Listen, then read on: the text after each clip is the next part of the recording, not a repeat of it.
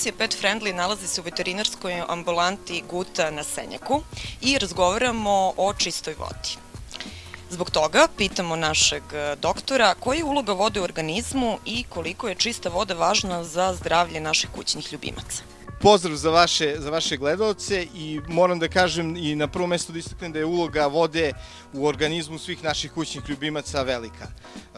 Kao što svi znamo, voda čini do 80% svakog organizma svih živih bića.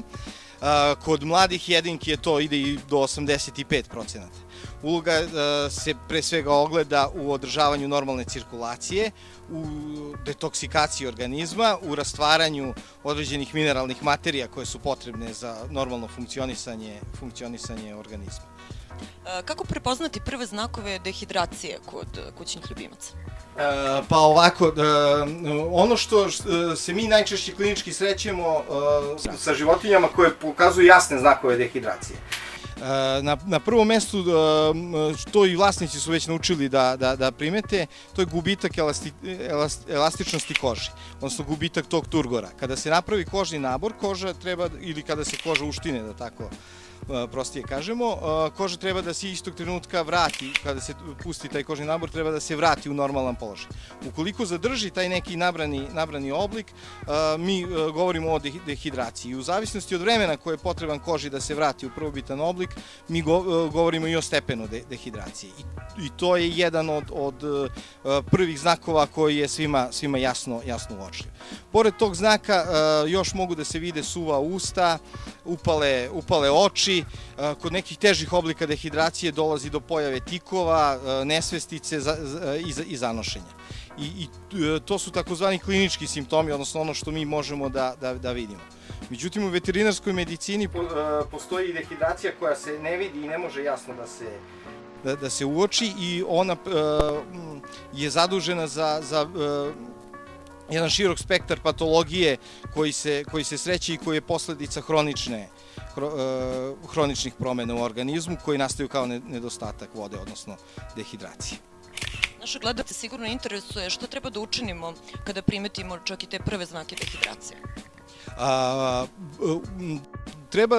Ono što treba da učini svaki vlasnik kućnog ljubimca, šta bi trebalo da učini, to je da se preispita i da vidi da li je njegovom ljubimcu omogućena dovoljna količina sveže i čiste vode za piće. Treba obratiti pažnju, postoje životinje, mi ovdje imamo jednu macu, postoje mačke koje isključivo piju vodu sa česme, odnosno svežu vodu koja žubori. Tako da na tržištu mogu da se nađu i fontane koje daju taj utisak njima da se radi o svežoj vodi. Druga stvar je, kod životinja postoji teritorijalnost, tako da svima je poznata teritorijalnost za hranu i da se životinje hrane odvojeno i da svaka ima svoju posudu, međutim postoji teritorijalnost vezana za vodu. Tako da, ukoliko imate više životinja u kući, svaka treba da ima svoju posudu za vodu. I može da se desi da, zato što nema u svojoj posudi za vodu, iako u drugoj posudi za vodu ima da neće da pije. Znači da se preispita da li ima dovoljno vode. Ukoliko, pored tih, ukoliko mačke imaju dovoljnu količinu vode, a i dalje se javlja dehidriranost, tada već mora da se potraži pomoć veterinara. Doktore, kako je vaše mišljenje o upotrebi filtrirane vode za naše kućne ljubimce?